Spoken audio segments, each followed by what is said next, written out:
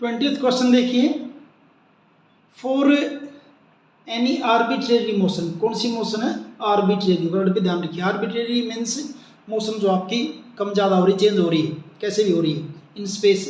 Which of the following relations are true?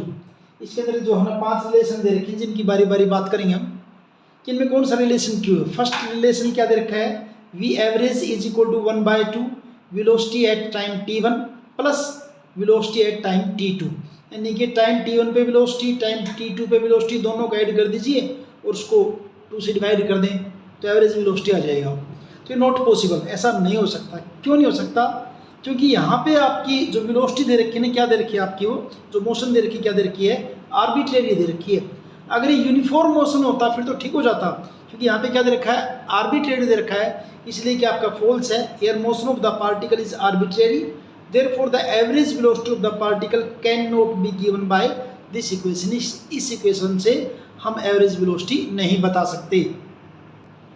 अब B part को देख के बताना इस इक्वेशन को कि ट्रू या फॉल्स है। ऐसे ट्रू है ये।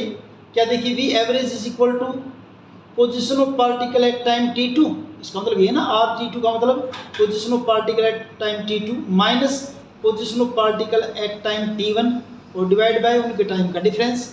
ये सही है। कैसे? देखिए, यहाँ कोई वेलोसिटी का चक्कर नहीं है। मान लीजिए टाइम t1 पे यहाँ है पार्टिकल और यहाँ पे क्या है? पार्टिकल टाइम t2 पे है। तो यहाँ से लेकर यहाँ तक जो डिफरेंस होगा ये क्या होगा आपका? ये आपका इनिशियल पोजीशन है, आपकी फाइनल पोजीशन है। इसमें से इसको माइनस कर देंगे और डिवाइड बाय इनका टाइम का डिफरेंस, यानी कि t2 में से क्या कर दें? t1 को माइनस कर दें तो क्या आ जाएगा? आपकी एवरेज वेलोसिटी तो आ जाएगी। तो ये आपका बिल्कुल सही है। क्या?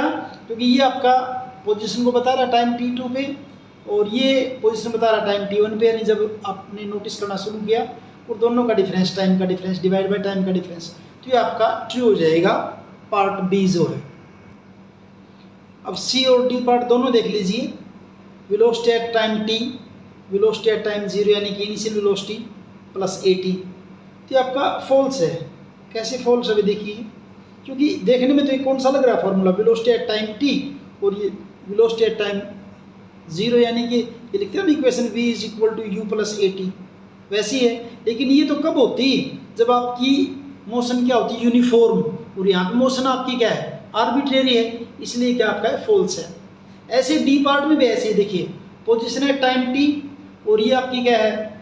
इनिशियल पोजीशन, यानी जैसे टाइम t पे पोजीशन मान लीजिए s1 है, ये पोजीशन आपकी क्या है?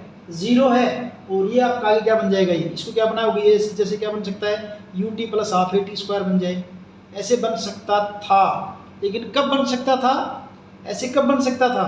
अगर आपकी मोशन क्या होती? यूनिफॉर्म। तो ये भी पॉसिबल नहीं है। ये ठीक हो जाता कब? अगर आपकी मोशन यूनिफॉर्म होती तो। लेकिन यहाँ पर भी मोशन आपकी यूनिफॉर्म नहीं है, इसलिए पॉसिबल नहीं है। तो दोनों का आंसर सेम लिख देंगे। ये डी भी आपका क्या हो जाएगा? फॉल्स हो जाएगा, डी भी आपका। और रीजन क्या लिख देंगे? मोशन इज आर्बिट्रेरी, क्योंकि मोशन आपकी क्या है? आर्बिट्रेरी है। और एक्सेलरेशन, और अगर आर्बिट्रेरी है तो एक्सेलरेशन ऑफ द पार्टिकल में आल्सो भी uniform.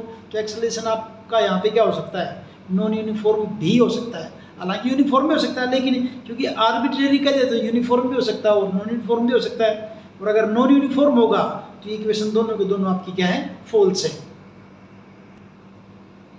E part, average acceleration, velocity at time t2 minus velocity at time t1 और divide by t2 minus t1, ये ट्रू है भाई, ये आपका ट्रू होगा।